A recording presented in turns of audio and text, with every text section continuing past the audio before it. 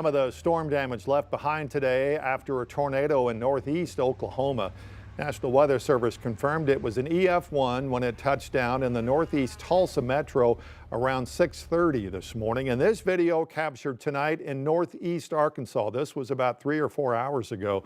Governor declared a disaster emergency ahead of the storm's arrival. So she says help is on the way to help those in the Lake City area that's near Jonesboro, where this video was actually captured. With more on other storm chances ahead this week, Scott's in the Weather Center, and we're talking a lot of rain and still yet some storms. Yeah, we're going to have those daily storm chances, but I'll tell you, I'm a little more concerned with the amount of rain that could very well be moving our way. Now, it doesn't come all at once, and it really doesn't even arrive until the bulk of it. The highest rainfall amounts aren't really going to be arriving until Friday into Saturday, so we've got a ways to go to work out some details there. I want to show you a futurecast from a big picture perspective. We'll zoom in and we'll help you time out some of these showers here in a second, but this gives us an idea of what's happening out there. Here's our front that's been crawling through the area today. It ain't going to make a lot of progress. It's going to pretty much stall out on the Red River Valley just to our south there. It becomes a stationary front. And what's going to happen overnight tonight, there's going to be another low pressure system or a disturbance in the atmosphere that's going to ride up along that front, and that's going to bring additional chances of rain and thunderstorms. What we notice is that front doesn't leave us. It's so pesky, it's going to be stubborn, and as long as it's hanging around, we're going to keep chances of rain in the forecast, likely through at least Saturday night, potentially even into early Sunday morning. This is going into early Friday. Here it comes. It's just meandering around. Meanwhile, there comes the next chance of rain beginning early Friday morning. Friday's probably going to be a pretty wet day for us with more widespread showers, even some thunderstorms into the afternoon hours. You'll notice there's some pinks showing up there. Tells us some pretty healthy updrafts, probably some severe weather with us on Friday. Now let's zoom in. Let's track some of these showers a little bit closely. This is 7 o'clock tomorrow morning. It does appear that some scattered showers initially building in south of Interstate 40 is more likely. East Oklahoma dealing with some rain and some thunderstorms. A lot of that does spread north throughout the morning hours in northwest Arkansas. You're seeing some red there, so that's going to be some of those heavier downpours. There could be a low potential of a couple of strong to severe thunderstorms tomorrow morning. The instability or the storm fuel is above the surface. It's elevated, which lends it to more of just a hail potential, and that's really the case tomorrow. Our severe weather chance tomorrow, while it's there, it's lower than it was today. That's some good news for us, right? We'll really want to watch some of these isolated cells by the afternoon hours. We get a little bit more daytime heating that kind of jazzes up the atmosphere. Any of these cells that do become somewhat isolated or discrete could become a bit of a hellmaker for us. Tornado threat's not zero, but it is lower than it even was today, which is some good news for us. By late tomorrow evening, things are clearing out, and of course we'll have that next wave coming in on Friday.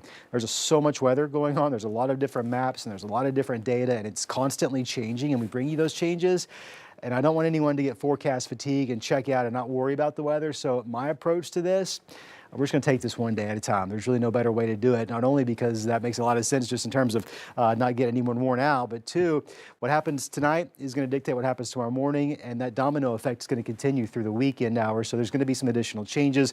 We'll take it one step at a time. Your severe weather risk for tomorrow overall, it's pretty low. It's a level 1 northwest Arkansas, level 2 in the River Valley. On the low side, but I prefer it to be a little bit lower. When we get into the parts of the Ouachita, Scott, and Logan County, it does increase to a level 3. It's not the tornado potential driving that risk to the level 3 or even the level 2. It's that hail potential you see there in the middle part of your screen. You'll notice the further south you go, more fuel, more instability available for those storms, and that's what's going to set us up for that potential of some hail. Just real briefly, don't want to dive into the details necessarily, but I do need it to be on your radar. Friday, that chance does go back up. It's going to be a little bit higher than what it's going to be tomorrow. Of most concern, more than likely, where there's more certainty, is we're just going to get a whole lot of rain. We already saw some flash flooding today in Scott, Johnson, and Logan counties, and that's just a preview of likely what's to come. We're certainly going to see a decent amount flash flood watch and a flood watch, rather, in effect for all of the 5 News viewing area there in green. So if you're seeing this signal, this newscast tonight, you're probably under a flood watch. I haven't changed my numbers, but I did change the zones ever so slightly. 3 to 5 looks to be common northwest Arkansas, still on track 4 to 7 through a large majority of the River Valley. We do get into the Ouachitas, even parts of Logan County there, 5 to 8 inches, but when it's all said and done. If you got plants out, man, I know it. You don't want to hear this, but the fact is the odds are increasing for a frost, minimally, potentially a freeze. Where we have these darker colors, that's going to be more propensity for a freeze. freeze Monday morning. You'll notice by Tuesday that risk does shift back towards the north a little bit as temperatures are expected to warm up as high pressure returns going into next week. And boy, I cannot wait until we get that high pressure. And I know many of you at home are ready for that. We're going to have some quieter weather. We're just going to have to get through Saturday night before that arrives. You'll notice going into Sunday, temperatures are coming down. It's only going to stay cool for a couple of days before we start to see things rebound going into next week. Those temperatures returning to the 70s, inevitably getting close to 80 degrees by about this time next week. So something to look forward to. Until then, let's stay weather aware, one step at a time, one day at a time as these storms come through. We'll track them, and by the end of the week, I think we're going to be a little wet. Video is circulating of at least one of those tornadoes, and it was ginormous. Yeah, gosh, your heart just hurts that anyone's dealing with that.